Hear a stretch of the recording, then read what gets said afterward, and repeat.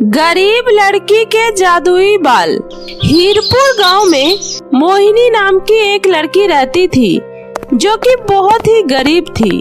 वो अपनी माँ के साथ एक छोटे से घर में रहती थी। वैसे तो मोहिनी बहुत ही खूबसूरत और छबीली थी और उसके लंबे लंबे बाल उसकी खूबसूरती पर चार चांद लगा देते थे। मोहिनी को भी अपने बालों से बहुत ही प्यार था, इसलिए वह रोज सुबह उठकर सबसे पहले अपने बाल ही संवारती थी और मोहिनी अपने बालों की बहुत देखरेख भी करती थी। यह देखकर डिम्पल उससे बहुत ही जला करती थी। डिम्पल उसके पड़ोस में ही रहती थी। डिम्पल हमेशा उसके लंबे बालों को देखकर जला करती थी क्योंकि डिम्पल के खुद के छोटे छोटे बाल थे, जिस वजह से उसे कोई भाव नहीं देता था और हर कोई मोहिनी के ही बालों की तारीफ किया करता था, जिससे उसे बहुत ही बुरा लगता था। एक दिन जब मोहिनी बाहर अपने बाल झाड़ रही थी, तभी बहुत तेज हवा चलती है, जिस वजह से मोहिनी के थोड़े से बाल जाकर पौधे में फंस जाते हैं। यह देखकर मोहिनी बहुत ही घबरा जाती है और जोर से अपने बाल खींच लेती है, जिसकी वजह से उसके कुछ बाल पौधों में फंसकर टूट जाते हैं। यह देखकर मोहिनी जोर से चिल्लाती है, हे भगवान, माँ, मेरे इतने सारे बाल टूट गए। इतनी मुश्किल से मैंने अपने बालों की सेवा की थी, अब मैं दोबारा इसे कैसे बढ़ाऊंगी? यह क्या हो गया मेरे साथ? मेरे इतने प्यारे बाल टूट गए। डिम्पल वहीं अपनी खिड़की से यह सब देख रही होती है। तभी उसकी माँ सारिका वहाँ पर आती है और कहती है, क्या हुआ मेरी प्यारी बेटी? तू इस तरह उस गरीब मोहिनी को क्यों देख रही हो? मेरी बेटी तो सबसे खूबसूरत है। माँ, देखो तो इसे, इतने लंबे बाल होने के बावजूद भी उसमें से 4 बाल क्या टूट गए? इतना ओवर एक्टिंग कर रही है, जैसे 4 बाल नहीं, इसके पूरे बाल टूट गए हो। और इतनी सेवा करती है अपने बालों की, जैसे कि किसी कॉन्टेस्ट में जाना हो। और माँ, तेरी बेटी को तो कोई भाव ही नहीं देता। अरे अरे मेरी बेटी, तू चिंता क्यों करती है? तेरी माँ है ना, मैं उस मोहिनी से भी अच्छे बाल ला कर दूंगी तुझे, जिससे कि सभी गांव वाले सिर्फ तेरे बारे में ही बातें करेंगे। पर वो कैसे माँ? तभी सारिका डिम्पल को एक लंबे बालों की बिग ला कर देती है। इसे लगाकर मेरी बेटी सबसे खूबसूरत लगेगी और अब देखना, अब तुझे गांव वाले भाव भी देंगे। अगले दिन डिम्पल लंबे हील वाली सैंडल पहनकर और अपने लंबे बालों के साथ पूरे गांव में घूमने लगती है, जिससे लोग उसे देखे और उसकी तारीफ करे। लेकिन अफसोस, ऐसा कुछ नहीं होता है। तब भी लोग मोहिनी के बारे में ही बात कर रहे थे और डिम्पल की तरफ तो कोई देख भी नहीं रहा था। यह देखकर डिम्पल बहुत ही गुस्सा हो जाती है और कहती है, मैंने इतनी सुंदर बिग लगाई है पर कोई मुझे भाव नहीं दे रहा। हर कोई बस इस मोहिनी के बारे में ही बात कर रहा है, जैसे कि यह कोई हूर की परी हो। मुझे तो इस पर बहुत गुस्सा आ रहा है, इसलिए आज तो मैं इसके बालों का काम ही तमाम करके रहूंगी। बहुत प्यार करती है ना अपने बालों से, तो देख आज मैं तेरे इन बालों के साथ क्या करती हूँ। तभी डिम्पल गुस्से में जाती है और चुपके से मोहिनी के बालों में च्युइंगम चिपका देती है और कहती है, मोहिनी की बच्ची, अब तो तुझे अपने बाल काटने ही होंगे। बहुत प्यार करती है ना अपने बालों से, अब तुझे पता चलेगा कि छोटे बाल होने पर कैसा लगता है। तभी मोहिनी मस्त मग्न होकर गांव में घूम रही होती है और जैसे ही घूमते घूमते वो अपने बालों को सहलाती है, तभी उसके हाथ बालों पर लगे च्युइंगम पर जाता है और यह देखकर वो जोर से चिल्लाती है, हे भगवान, मेरे बालों पर यह च्युइंगम कहाँ से आ गया? अब मैं क्या करूँ? क्या मुझे अब मेरे बाल काटने होंगे? मैं ऐसा नहीं करूँगी।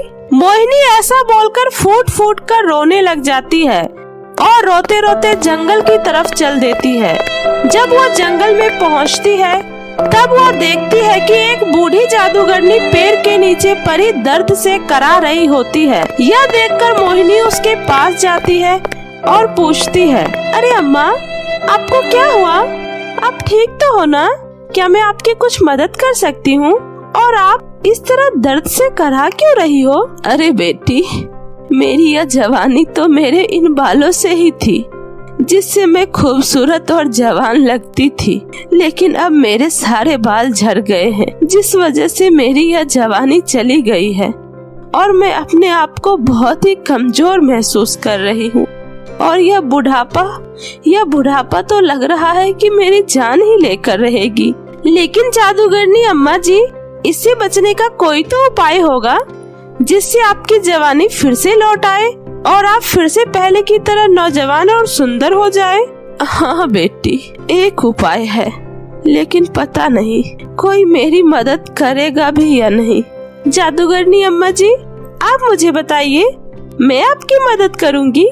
तो सुनो बेटी, यदि कोई ऐसा इंसान जिसे अपने बाल जान से भी प्यारे हो और वो अपनी मर्जी से मुझे अपने सारे बाल दान में दे दे, तो मेरा ये बुढ़ापा चला जाएगा और मैं फिर से नौजवान और सुंदर हो जाऊंगी।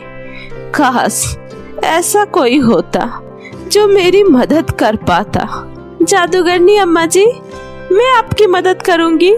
मुझे अपने बाल जान से प्यारे हैं, पर आपकी जान बचाने के लिए मैं आपको अपने बाल दान दूंगी, क्योंकि मेरे ये बाल किसी की जान से बढ़कर नहीं है। तभी मोहिनी अपने बालों को काटकर उस जादूगरनी के आगे रख देती है और तभी वह जादूगरनी फिर से खूबसूरत और नौजवान हो जाती है और पहले से भी ज्यादा खूबसूरत लगने लगती है।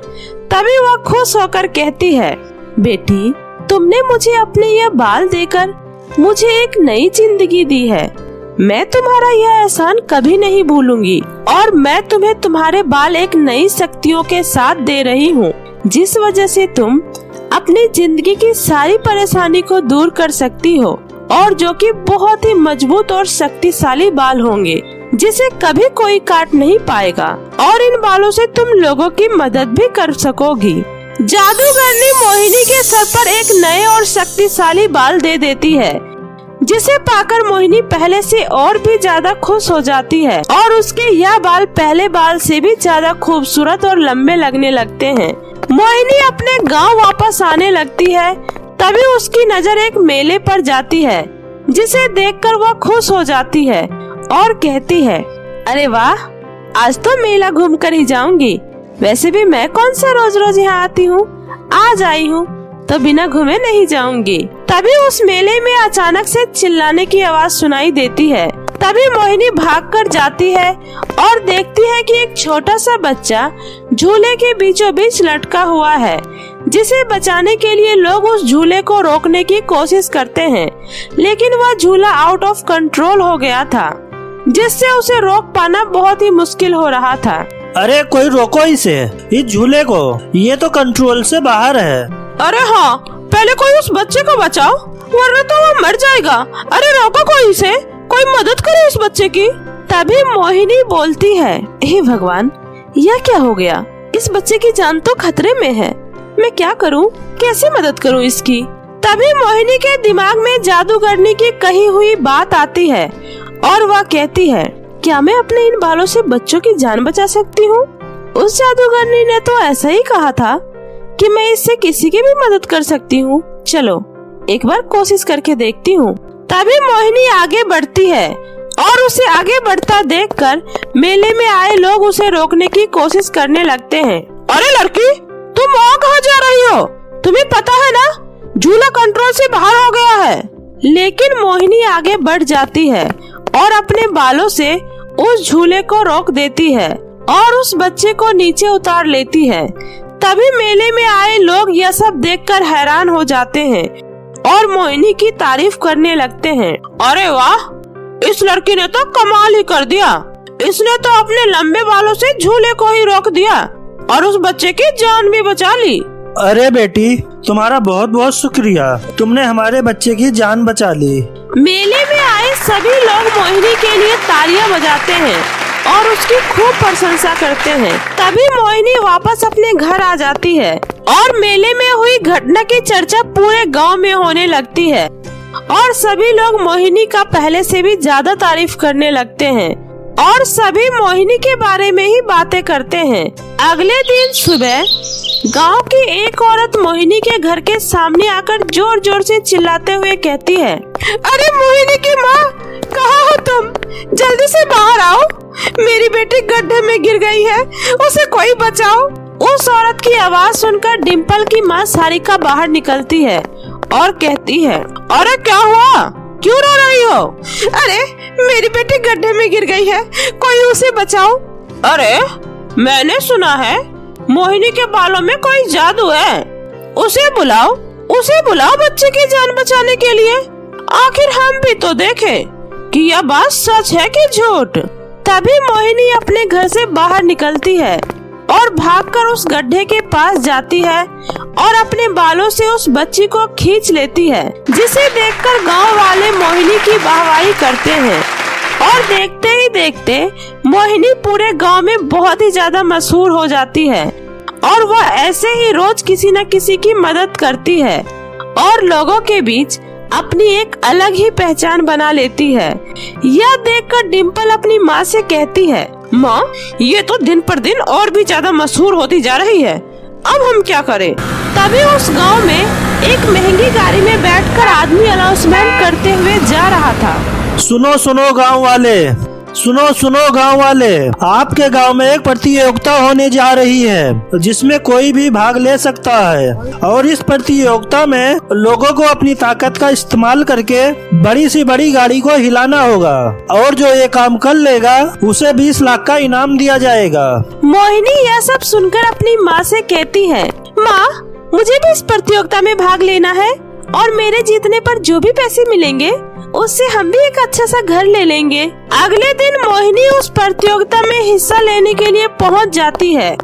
उस प्रतियोगिता में आए कई सारे पहलवान मोहिनी को देखकर उसका मजाक उड़ाते हैं और कहते हैं, अरे यह पतली दुबली लड़की हमारा मुकाबला करेगी। यहाँ दूर दूर से बड़े बड़े पहलवान आए हैं, तुम क्या उनसे मुकाबला करोगी? क्यों अपनी बेइज्जती यहाँ करवाने आई हो? चली जा अपने घर और अपना काम करो, यह सब तुम्हारे बस की बात नहीं है। आप सब अपनी चिंता करो, मेरी नहीं, इसलिए प्रतियोगिता पर ध्यान दो, मुझ पर नहीं। तभी एक एक करके सभी पहलवान अपनी ताकत का इस्तेमाल करके कोई साइकिल तो कोई कार हिलाने लग जाता है। तभी एक पहलवान मोहिनी से कहता है, अरे लड़की तुम यह साइकिल हिलाओ, मैं चला ट्रक हिलाने। आपके पास इन छोटी मोटी गाड़ियों के अलावा और कुछ नहीं है? यह सब हिलाना तो मेरा चुटकियों भर का काम है, मैं तो आप लोगों को ट्रेन हिलाकर दिखाऊंगी। तभी मोहिनी सबके साथ रेलवे स्टेशन जाती है और ट्रेन को अपने बालों से खींचकर आगे की ओर ले जाती है। यह देखकर सभी पहलवानों की आंखें फटी की फटी रह जाती है और वह लोग हैरान होकर मोहिनी को देखने लग जाते हैं। और इसी तरह मोहिनी यह प्रतियोगिता जीत जाती है और वे सारे पहलवान बेचारे एकटक देखते रह जाते हैं। और मोहिनी जीते हुए पैसों से अपना एक घर बनवाकर बचे हुए पैसों को गांव के कार्य में लगा देती है। तो मेरे प्यारे दोस्तों, कैसी लगी आपको मेरी ये कहानी? मुझे कमेंट करके जरूर बताएं। कहानी अच्छी लगी हो तो इसे अपने दोस्तों के साथ भी शेयर करें। और हाँ दोस्तों, अगर आपने अब तक मेरे चैनल जादुई टीवी को सब्सक्राइब नहीं किया है तो जल्दी से नीचे लाल बटन दबाकर अभी सब्सक्राइब कर ले। तो मिलती हूँ ऐसे ही फिर किसी नई मजेदार जादुई कहानी के साथ। तब तक अपना ध्यान रखें। Bye bye.